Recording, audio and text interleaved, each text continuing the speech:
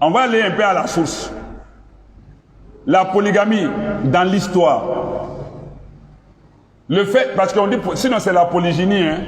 Mais comme on dit polygamie, on n'a qu'à dire polygamie. Là, tous les autres se cachent dedans. On va tirer à bout portant sur le seul homme, le pauvre homme là qui prend plus d'une femme là. On dit c'est lui le polygame. Alors que ceux qui font les autres réformes là sont pas, on les oublie même, on les ignore. Du coup, retenons que ce n'est pas la religion qui est à l'origine de la polygamie. Non, ce n'est pas la religion. La coutume polygame ou polygamique existait déjà bien avant l'arrivée des prophètes et des messagers. Je ne parle pas des enfants de Adam alayhi salam, mais dans les coutumes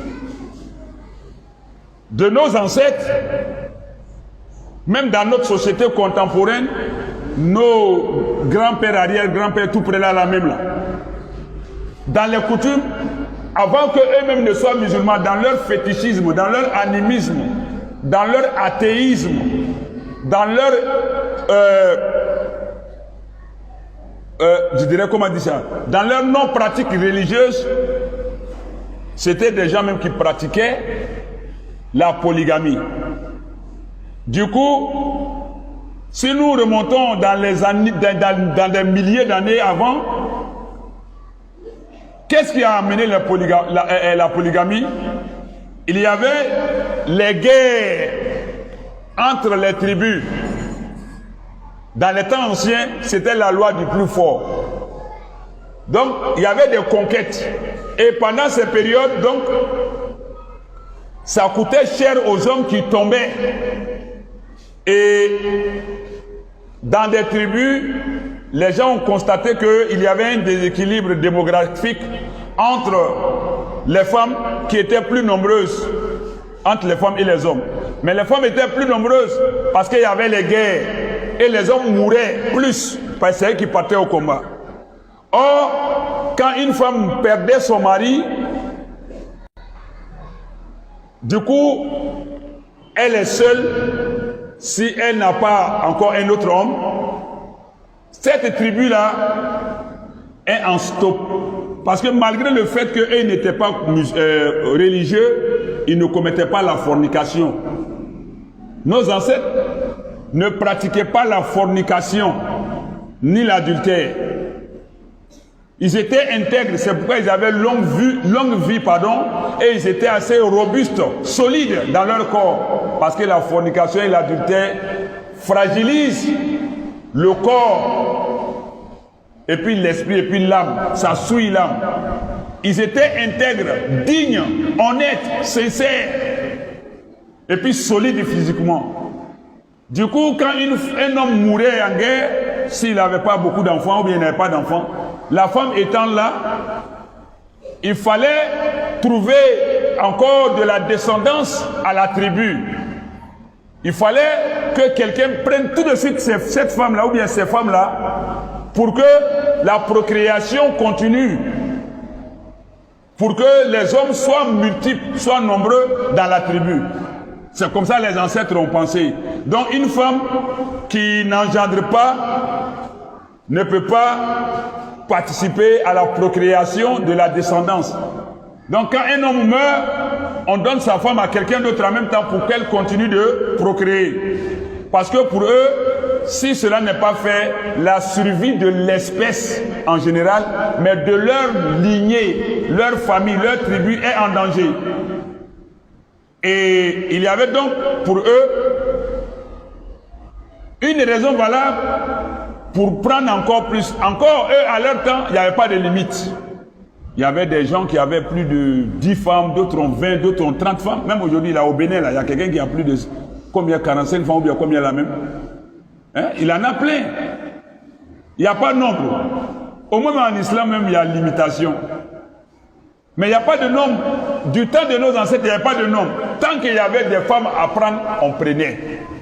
Il fallait faire le maximum d'enfants, de progéniture, de descendance pour préserver l'ethnie, la race, la tribu, l'espèce. Tout ça avant la religion. Et donc, il y a un chercheur africain, Peul, du nom de Bios Diallo. Un chercheur africain du nom de Bios Diallo. Et regardez ce qu'il dit. Je vais lire ça et puis je vais résumer tout ceci en bambara rapidement. Il dit, il reste difficile de définir avec certitude l'origine de la polygamie.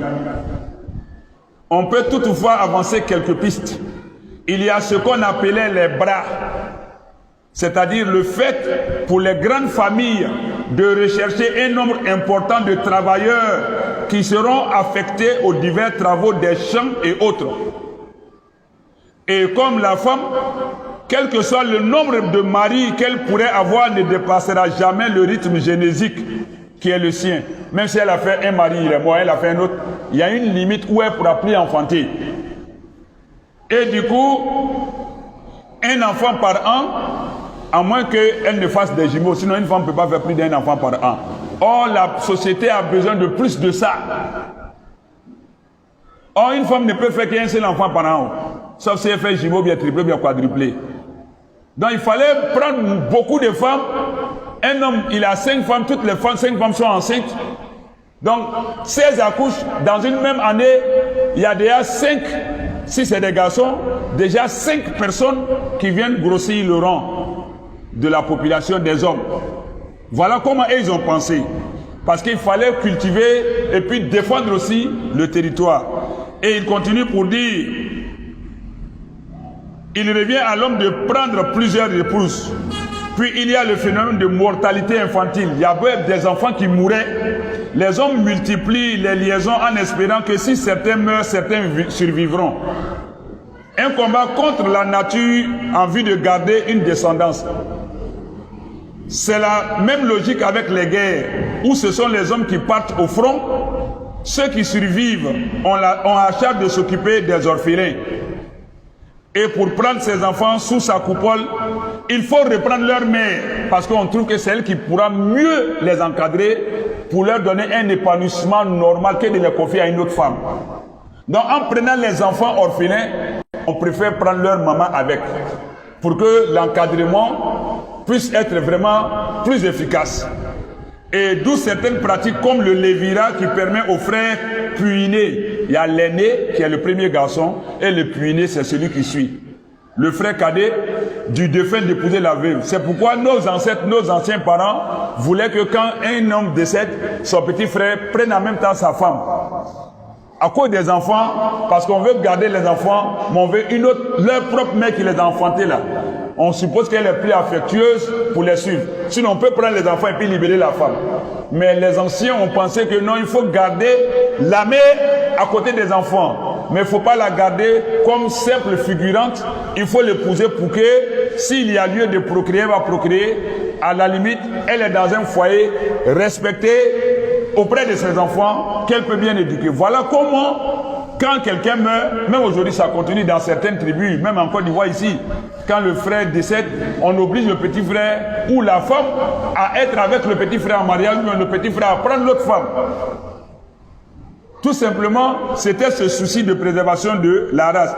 Il y a aussi le fait que les femmes acceptent ce nouveau statut aussi. D'autres femmes aussi, c'est elles-mêmes qui demandent ça. Quand on dit, bon, on te libère, ton mari est décédé, c'est un autre frère, nous on prend nos enfants. Il y a des femmes même qui demandent, non, je vous en prie, gardez-moi près de mes enfants.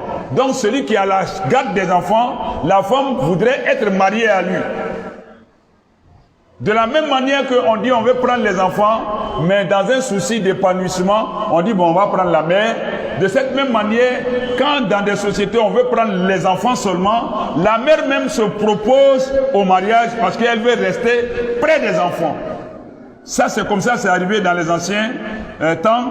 Donc pour rester, qu'elle ne voudrait pas laisser entre les mains de tantes ou marates ou d'autres femmes qui vont les maltraiter.